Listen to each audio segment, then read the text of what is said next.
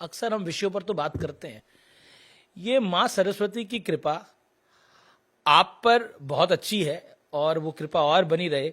लेकिन शुरुआत कहाँ से हुई, वो कहानी क्या है जो अभी तक किसी को पता नहीं है? नहीं, ऐसी कोई कहानी नहीं। बचपन से ही मेरा भी इंटरेस्ट था और मेरे माताजी और पिताजी दोनों ही।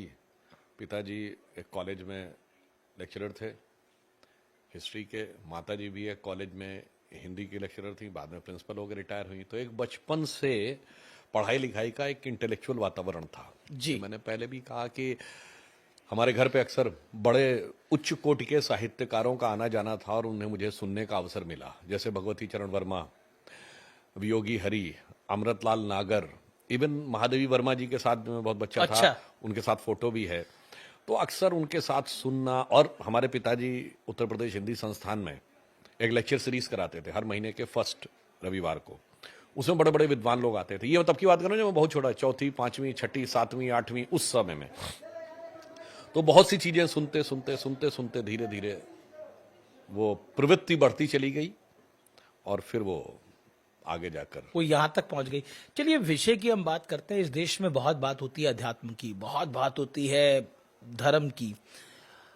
अगर अध्यात्म और धर्म को देखा जाए आपके दृष्टिकोण से, तो आप इसको कैसे समझाना चाहेंगे, खासतौर पर ये जो जेन अल्फा है, जनरेशन अल्फा है, इसके संदर्भ में? क्योंकि ये व्याकुल भी जल्दी हो जाते हैं, यानी परेशान जल्दी हो जाते हैं, खुश भी जल्दी हो जाते हैं। मैं इसमें से 2 पॉइंट पे उत्तर दूंगा। एक, महात्मा गांधी ने 1909 में एक पुस्तक लिखी, हिंद स्वराज जी, जो एक पूरा कॉन्सेप्ट है कि अगर भारत स्वतंत्र होगा तो स्वराज कैसा होगा। और छोटी पुस्तक है और उसमें उन्होंने क्वेश्चन आंसर के फॉर्म में लिखा है, यानी वो एडिटर भी खुद ही हैं और क्वेश्चन पूछने वाले भी खुद ही हैं। तो उसमें क्वेश्चन पूछा जाता है कि बाबू, इस देश में आपको इतना गरीब किसान नजर आता है जिसके पास खाने को ढंग से खाना नहीं है, पहनने को कपड़े नहीं, उसको देखकर भारत के भविष्य को लेकर आपके मन में भय नहीं उत्पन्न होता? तो गांधी जी कहते हैं नहीं, उसको देख के भय नहीं उत्पन्न होता, पढ़े लिखे लोगों को देख के भय उत्पन्न होता है। तो पूछते हैं ऐसा क्यों? कहा ऐसा इसलिए कि हम ब्रिटेन से मुक्ति चाहते हैं और खुद ब्रिटेन की नकल बनना चाहते हैं, यह स्वराज नहीं हो सकता। फिर आगे उन्होंने कहा कि सभ्यता में इतनी बड़ी बड़ी कमियां हैं। कब कह रहे हैं? 116 साल पहले कह रहे हैं महात्मा गांधी जी। उन्होंने कहा यह सभ्यता स्वयं भी समस्या उत्पन्न करेगी और दुनिया को विनाश की तरफ ले जाएगी। आज वो दिखाई पड़ रहा है। अब मैं आपको बताता हूं, इसी कारण से जेन जी को उस माइंडसेट से बाहर आना चाहिए जो ब्रिटिश टाइम पीरियड में हमारे दिमाग में है। अब मैं एक उदाहरण देना चाहता हूं। किसी ने थोड़ी बहुत भी साइंस पढ़ी होगी तो उसे पता होगा कि लाइट जो है ये वेव है कि पार्टिकल है। ये वेव पार्टिकल नेचर दोनों दिखाती है। ये जब स्पेस में आती है तो ये वेव है, क्योंकि अगर पार्टिकल हो तो लाइट की वेलोसिटी से ट्रेवल ही नहीं कर सकता। जी। सूर्य से पृथ्वी तक आती है 7 मिनट में। तो उसके बाद जैसे ही ये धरती पे आती है तो जैसे किसी मटेरियल से टकराती है, इलेक्ट्रॉन एमिट होते हैं, अब वो पार्टिकल नेचर शो करने लगती है। इसीलिए साइंस में, फिजिक्स में एक पजल है कि लाइट वेव है या पार्टिकल है, क्योंकि स्पेस में वो वेव नेचर दिखाती है और मटेरियल में पार्टिकल नेचर। ये बात जब मैंने पहली बार पढ़ी थी, ये क्लास 10th की गर्मियों में स्टडी करते हुए, तभी मेरे मन में विचार आया, यही तो बात आध्यात्म में कही गई है कि आत्मा आकाश में अव्यक्त है और संसार में शरीर में व्यक्त है। जी। तो अगर आत्मा संसार में, आकाश में अव्यक्त है और शरीर में व्यक्त है, ये तो साफ फिलॉसफी है। और मगर लाइट जो है वो स्पेस में वेव है और मटेरियल में पार्टिकल है, ये साइंस है। यहां दोनों मिल जाते हैं, आके उसे गहराई से समझने की। अच्छा, ये पूरा इकोसिस्टम है जो कहता है कि हिंदू धर्म ना अंधविश्वास है, मूर्ति पूजा है, अंधविश्वास है। इसको आप कैसे एक्सप्लेन करना चाहेंगे? देखिए, जो जो हमारा नॉलेज बेस बढ़ता जा रहा है जी, त्यों परिस्थिति बनती जा रही है कि हिंदू धर्म से जुड़ी हुई जितनी भी चीजें थी, सब चीजें साइंटिफिकली प्रूव होती चली जा रही। जी। उदाहरण के लिए हम पूजा में प्रयोग करने वाली चीजें ले लें। जी। हल्दी, इसका एंटीसेप्टिक पेटेंट है, कहीं कोई किंतु परंतु की बात नहीं है। नीम, उसका पेटेंट है। तुलसी स्ट्रॉन्ग इम्यूनो बूस्टर है, उसका पेटेंट है। ये सब वो है जो पूजा में प्रयोग होती है। इसके अलावा गंगा जल तो माना जाता है कि उसमें ऑक्सीजन कंटेंट ज्यादा और ऐसे गुड बैक्टीरिया हैं जो कि किसी भी नेगेटिव चीज को जल्दी डिजॉल्व कर लेते हैं। ठीक है, उसमें आप थ्योरी दीजिए कि वो ऐसे इलाकों से आती है वगैरह वगैरह, पर वो ज्यादा है, दैट इज प्रूवन।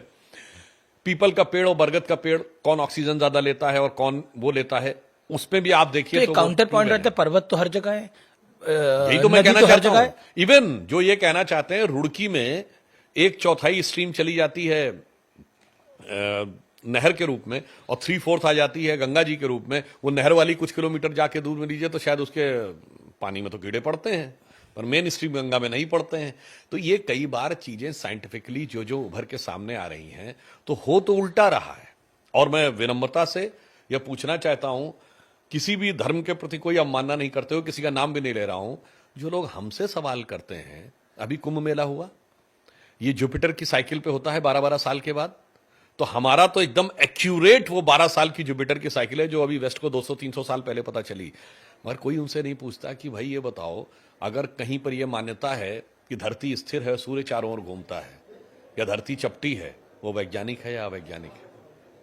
इसीलिए मैं कह रहा हूं, जो प्रधानमंत्री श्री नरेंद्र मोदी जी ने कहा है कि अमृत काल में हमारे सामने भारत को विकसित भारत तो बनाना है, पर उसके साथ 2 और चुनौतियां हैं। गुलामी की मानसिकता के हर प्रभाव से अपने को मुक्त करना है और अपनी विरासत पर गर्व करना है। ये सेकंड और थर्ड पॉइंट है जी। तो हमें यह भी समझना पड़ेगा। जी जी, तो आपके लिहाज से हिंदू धर्म में जो कई चीज मान्यता है, उसका वाकई साइंटिफिक लॉजिक है? अभी तक जैसे मैं बता रहा हूं, अभी तक जितनी चीजें डेवलप हुई हैं पिछले 60-70 सालों में, आप देखिए सिर्फ 60 साल पहले की बात है, मतलब हार्डली 1970 55 साल पहले लोग कहते थे क्या बेकार की बात कर रहे हो, दुनिया चांद पे पहुंच गई, तुम गाय के गोबर पे पड़े हो, जी, मैकेनाइज फार्मिंग, केमिकल फर्टिलाइजर को यूज करो। आज क्या कहते हैं, नहीं ऑर्गेनिक फार्मिंग पे आओ, आ गए गाय के गोबर पे। अब आइए 50-60 पहले हम लोग बचपन में गए, अबे फूल पत्ती खाने से कोई इलाज होता है, नीम हकीम खतरा है जान, Terramycin, Crocin, Metacin, advance medicine हो। आज कहते हैं नहीं हर्बल मेडिसिन लो। उस जमाने में क्या कहते थे कि साहब पहाड़ काट के सड़कें बना दी, नदियों के दोनों तरफ वो बना दिए, बांध बना दिए, जंगल काट के शहर बना दिए, और देखिए man has conquered space when Yuri Gagarin went to space in 1961, as if space is an enemy needed to be conquered. तो मनुष्य ने प्रकृति पर विजय प्राप्त कर ली। हमने कहा था ना, हमारा सिद्धांत था माता भूमि पुत्रो हम पृथिव्या। और आज देखिए वेस्ट में क्या हुआ, 1992 की रियो डी जेनेरो समिट, 97 का क्वेटो प्रोटोकॉल, 2009 का कोपेनहेगन, 2016 का पेरिस, और उसके बाद जो कॉप मीटिंग्स हो रही हैं, सब मानने लगी भाई प्रकृति के अनुसार चलो। तो मेरा मानना है हमें कहने की जरूरत नहीं है, खुद ब खुद लोग आगे की तरफ जा रहे हैं। योग, मेडिटेशन, इवन इसके लिए आप न्यूज वीक मैगजीन में लीजा मिलर का एक आर्टिकल अगस्त 2009 में पढ़ लीजिए। वेजिटेरियनिज्म किस ढंग से आगे बढ़ रहा है। आज तो वेगन का कॉन्सेप्ट आ गया। जब हम पहली बार अमेरिका गए थे तो वेजिटेरियन का कॉन्सेप्ट नहीं था, उससे पूछो वेज बर्गर है तो वो बीच में से चिकन या मटन निकाल के दे देते थे, बस यही है और कुछ नहीं। आज वेगन का कॉन्सेप्ट है। तो इसीलिए मैं कह रहा हूं, ज्यो ज्यो विज्ञान का विस्तार हो रहा है, त्यों त्यों हिंदू धर्म की जो जीवन शैली है, वे ऑफ लाइफ, उसका साइंटिफिक एलिमेंट उभर कर सामने आ रहा है। एक आखिरी सवाल है मेरा और संक्षेप में इसका जवाब चाहूंगा आपसे। प्रेम आपकी नजर में, ये थोड़ा अलग सवाल है, हम नेता हैं, प्रेम आपकी नजर में क्या है?